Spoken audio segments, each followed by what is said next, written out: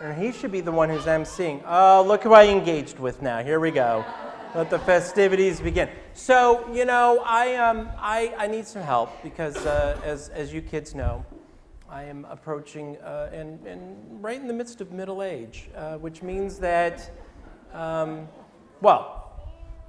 I'm middle age. That means I would live to 92, and that's actually when my pension runs out. So that's a good thing. And I'm forgetful. I forget things. Now, I know that Stacy Rosenthal has been incredibly, incredibly strict in making sure that all of our religious school students have every fact, detail, number, and miracle down for the story of Hanukkah. But I'm having a very hard time. I've been racking my brain all week in preparing for a story to tell or a holiday to talk about. I keep forgetting, first of all, what the Hebrew word for miracle is. That's number one. Number two, what the miracle of Hanukkah really is, like what the miracle really is. And number three, how this applies to anything in our lives today. In other words, why do we care? Why do we care? Yes, there's a meal involved. That's very important. And we should care about things where there are meals involved. And yes, there is a very pretty thing up on the bima that's very old and sits in the museum, in the Plotkin Museum, all year long. Just sits there, bored, unused, but we get to use it. And yes, there are a lot of people who come to shul and take videotapes with their cell phones of little kids singing. Yes, it's all good. But I forgot the Hebrew word for miracle. I forgot what the miracles, plural, of Hanukkah are. And I really can't for the life of me figure out why we care, other than the aforementioned food, pretty thing up on the bima, and so on. So, can someone under the age of, let's say, 13, tell me, remind me, help me, what is that Hebrew word for miracle? Can you please help me with this? Hayden, what is it? Menorah. No, not menorah, although menorah is the vessel through which we celebrate the miracle, right? The menorah, or the Chanukiah, as it turns out, is the vessel with which we celebrate the miracle, where the miracle first happened. But what is the Hebrew word for miracle? It's on the dreidel. I heard it's on the dreidel, and I heard it is not, the first letter is not the gimel, the hey, or the shin. Yes, what is it? Nun, and the nun is the first letter of the word for miracle, which is? Hayden.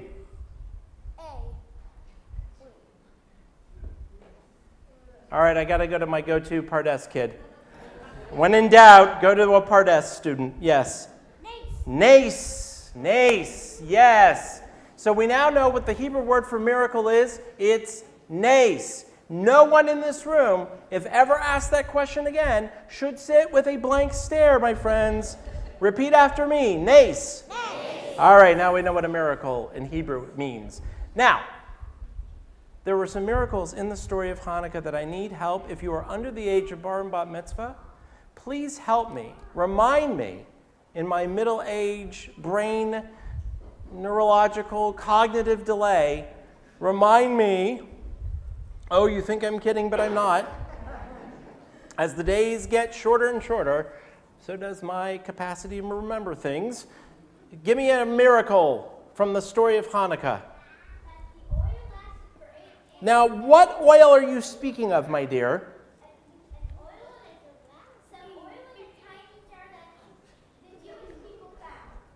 So the Jewish people found. Now, why did they need this oil in this tiny jar in the first place?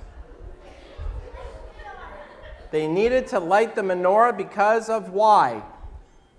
Am I missing something over here? There's a lot of giggling going on. Katie, were you going to say? Wait, what happened? Good for him. Oh, very nice. Yes, someone who has not answered a question yet. The menorah was, you are not under the age of bar mitzvah. Yes, why? Why did they need a menorah? For what? For Hanukkah, that's right. Although they didn't quite call it Hanukkah, but they needed a menorah for the Beit HaMikdash, for the Holy Temple in Jerusalem, which was Hanukkah, which means rededication, when they were rededicating it, right? Now, I want to tell you a story, and then we'll get to the last question. And the story, a very short story. The miracle was not that the oil lasted for 8 days. We tell you that, and that is part, everyone can put their hands down. I don't need to see your hands right now. This is not group participation. I will let you know.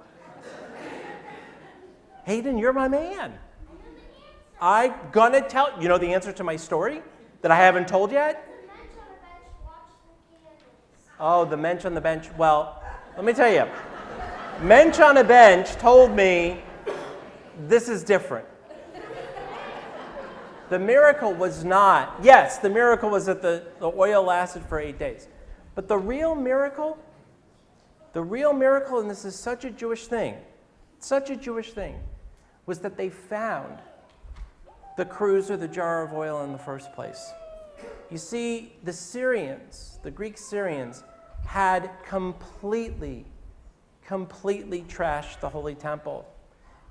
There's a Yiddish term, pumpfakerk. They had turned everything upside down. It was rubble. They had been sacrificing treif, pigs. They had been spilling the blood of the pigs all over the place. They had made everything right side up, upside down, and then back again, and then back again. It was such a mess that the miracle was that they found the cruse of oil in the first place, and the rabbis teach us that that cruse of oil was created. You can put your hands down because I'm not asking questions right now. That cruse of oil was created in the Garden of Eden. It was very old. It went with the Israelites from Abraham all the way to Moses through the desert, and that they found it in the first place and even lit the menorah at all, the Hanukkah at all, was the miracle. See, the Jewish story there is that we as Jews take things that are upside down and put them right side up. In other words, the miracle is not only that we're still around, that we're still here celebrating Hanukkah, but that our job is letaken olam, to repair the world, whether it's the Beit HaMikdash, the Holy Temple in Jerusalem and the story of Hanukkah, or whether it is any of the other stories that we learn. The Jewish worldview is to take a world that is turned upside down and put it right side up. So the miracle was that they even lit the menorah at all in the first place. And so the last question is, the great nace, the great miracle of turning the world right side up, of making the temple clean again, and of lighting the menorah, it was just sort of a secondary benefit that it lasted the entire 8 days. You can't know what a miracle is unless you initiate it, unless you make it happen. Had they not lit the candles, had they not used the oil in the first place, there would have been no miracle at all. That was the miracle. So, the last thing that I've been racking my brain about all week, kids, what are some miracles that we can create in our own lives, in our own world? How can we clean up the mess that is being made by all those adults? All right, Hayden, give me an example. Katie, give me an example. How do we create naces? Katie's turn.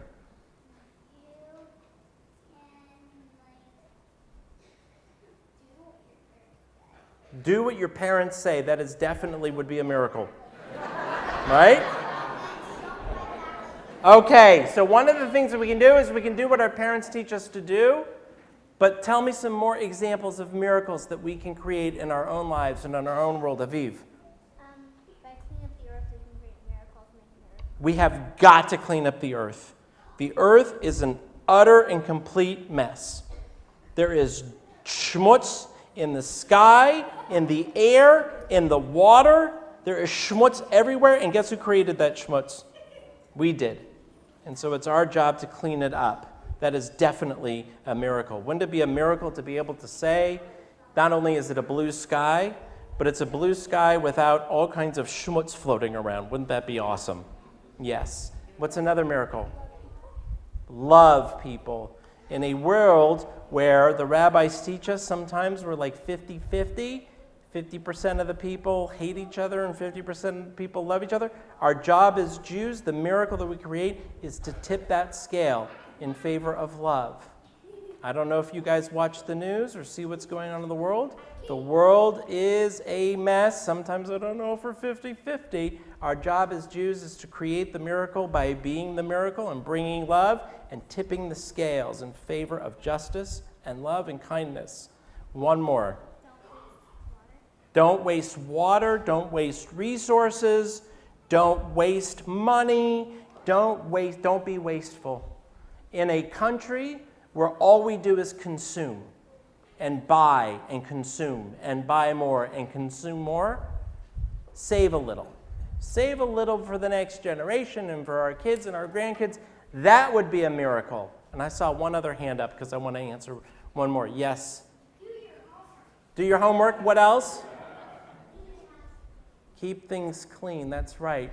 Let's talk about big picture miracles, though. How do we take something and turn it upside down and make it, that was turned upside down and make it right side up?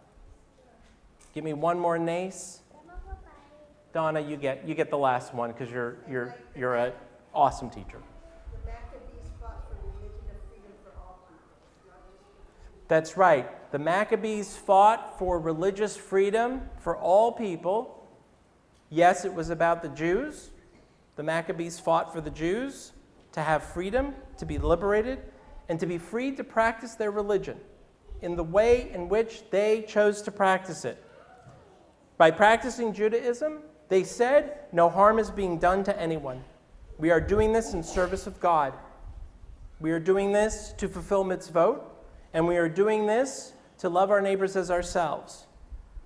Religious freedom applies to everyone. To practice your religion freely, the Maccabees taught us, applies to everyone.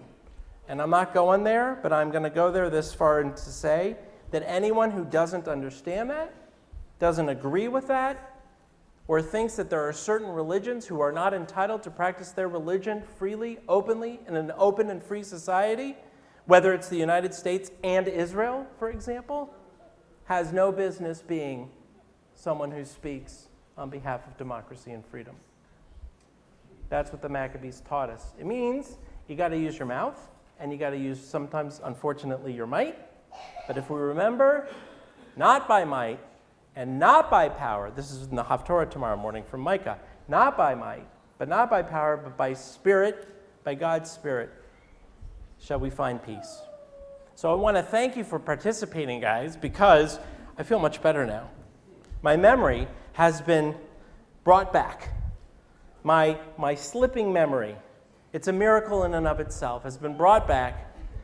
Thank you for your participation. We have learned about naces, about miracles. We've talked about the miracles that we celebrate on Hanukkah.